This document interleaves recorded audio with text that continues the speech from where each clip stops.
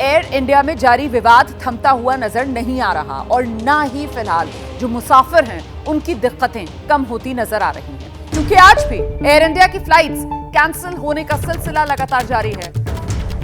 देखिए, अभी तक देश और विदेश के लिए कुल 74 फ्लाइट्स एयर इंडिया जो कैंसिल कर चुका है।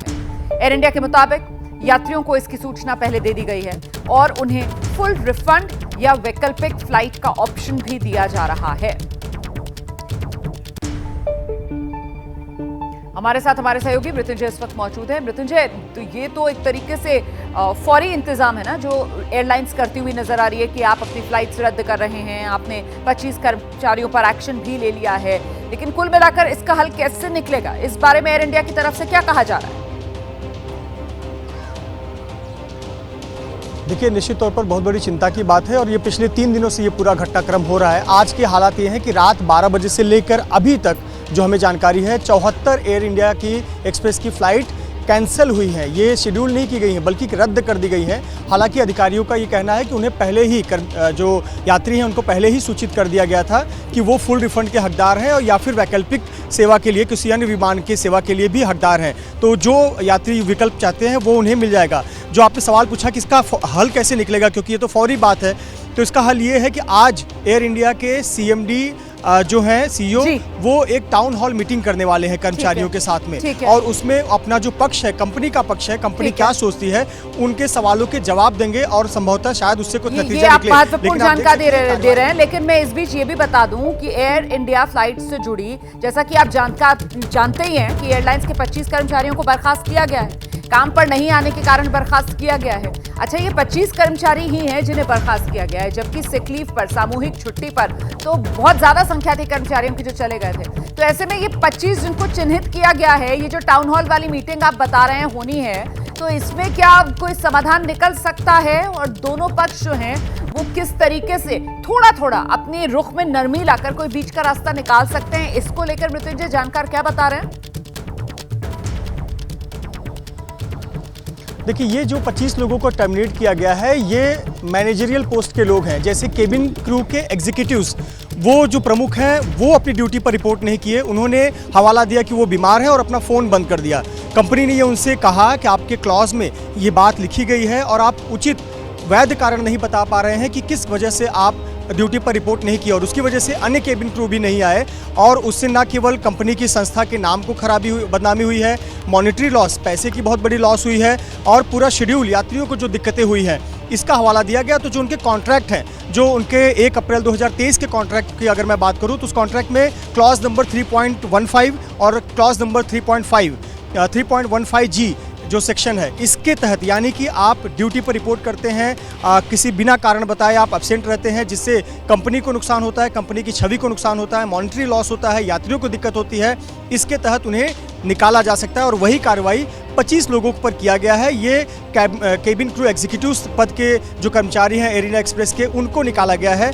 बाकी से भी कई कर्मचारियों से जवाब तलब भी किया गया है, उनसे उचित वैध रीज़न पूछा गया है। लेकिन आज की जो टाउन हॉल मीटिंग है वो बड़ी महत्वपूर्ण मानी जा रही है, क्योंकि इसमें जो कर्मचारियों की शंका है, उनके मन में संदेह है, जिसको लेकर ये पूरा मामला 3 दिनों से चल रहा है, उसको लेकर कोई हल निकल सकता है, कोई निष्कर्ष निकल सकता है, कुछ जवाब कंपनी के द्वारा दिया जा सकता है। मुझे ये भी बताइए कि टाटा ग्रुप ने जब से इस कंपनी को टेक ओवर किया है, जो यूनियन इनकी हुआ करती थी, क्या वो अभी भी है?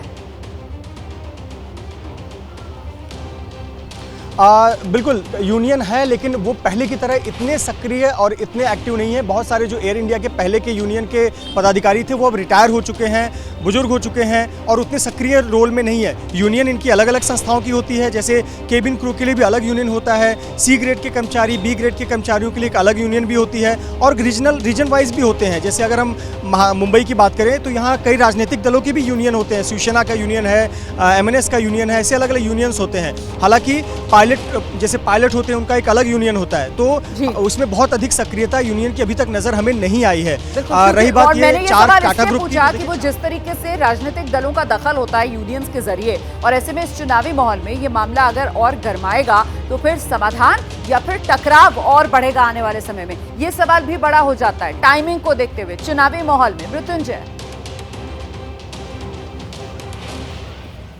निश्चित तौर पर बिल्कुल सही प्रश्न उठाया आपने। अगर ऐसे पर यूनियन के लोग अगर खुलकर सामने आते हैं, खास करके राजनीतिक दलों द्वारा जो समर्थित यूनियन है, अगर वो आगे आते हैं तो मामला पेचीदा हो सकता है। लेकिन अभी तक हमें वो सक्रियता नज़र नहीं आई। एक वक्त में हम देखा करते थे कि आपको याद होगा एक जेट एयरवेज का जब क्राइसिस हुआ था तो बहुत सारे जेट एयरवेज के पायलट जो है वो सीधे राज ठाकरे के यहाँ चले गए थे और राज ठाकरे ने प्रेस कॉन्फ्रेंस करके समर्थन किया था और फिर नरेश गोयल को अपना फैसला वापस लेना पड़ा था। कितना बड़ा राजनीतिक इंटरवीन किया गया था वहाँ पर। लेकिन वैसी सक्रियता अब नहीं आती क्योंकि यूनियन में अब ऐसे भी लोग नहीं है जो बहुत अधिक सक्रिय हों और टाटा ग्रुप के आने के बाद में वो यूनियन का प्रभाव बहुत ज्यादा नहीं दिखा है। निश्चित तौर पर सी और डी ग्रेड के कर्मचारियों के लिए जो यूनियन है जैसे सफाई कर्मचारी वगैरह, उन लोगों के लिए ज्यादा सक्रिय यूनियन नजर आते हैं बतौर केबिन क्रू और पायलट। तमाम जानकारी के लिए नजर बनाकर रखिएगा, जैसे कोई और अपडेट होगा दर्शकों तक पहुंचाएंगे। और मुंबई एयरपोर्ट पर ये जो एयर इंडिया वाली जो फ्लाइट्स रद्द हो रही हैं, इसके बाद हालात किस तरीके के हैं, क्या कोई केओस है क्या? क्योंकि देखिए कंपनी की तरफ से कहा जा रहा है, एयरलाइंस कह रही है कि हमने पहले ही सूचित कर दिया है पैसेंजर्स को, लेकिन वहां क्या तस्वीर है एयरपोर्ट पर, इस पर एक रिपोर्ट दिखाते हैं आपको। एयर इंडिया एक्सप्रेस ने अपने 25 कर्मचारियों को टर्मिनेशन लेटर दिया है। L1 के कर्मचारियों को टर्मिनेशन लेटर सौंपा गया है। आपको बता दें कि एयर इंडिया एक्सप्रेस की जो मुश्किलें हैं वो कम होने का नाम नहीं ले रही हैं। फिलहाल अगर फ्लाइट्स की बात करें, मुंबई एयरपोर्ट की बात करें, तो जो फ्लाइट्स हैं वो अपनी ऑन टाइम पर चल रही हैं। आपको बता दें कि एयर इंडिया एक्सप्रेस ने जो 25 कर्मचारी हैं उन्हें काटल करके ऑपरेशन डिस्टर्ब करने और नियुक्ति शर्तों का उल्लंघन करने के लिए टर्मिनेट किया है। ऐसे में जो फ्लाइट्स हैं जो डिले हुई हैं या जिनकी उड़ानें रद्द हुई हैं, उसके लिए तमाम जो पैसेंजर्स हैं उनको रिफंड दिया गया है, कॉम्पनसेशन दिया गया है। आपको बता दें कि टाटा ग्रुप के पास 4 एयरलाइंस है, Vistara, air Asia India, air India और एयर इंडिया एक्सप्रेस।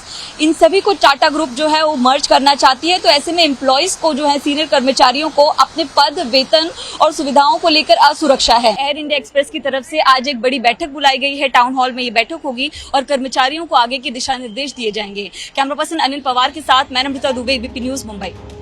जैसे ही घड़ी का काटा दोपहर 2:30 पे आए, बबीता जी का दिल सास बहू साजिश के लिए मचल जाए। और ये है इनकी बहू, पूरे दिन ऑफिस की टेंशन हो जाए गॉन जब ये करें अपना फेवरेट शो फ्री टाइम पे ऑन। इनकी तरह आप भी देखिए अपना फेवरेट शो अपने टाइम पर और डाउनलोड कीजिए एबीपी लाइव ऐप अपने स्मार्ट टीवी पर।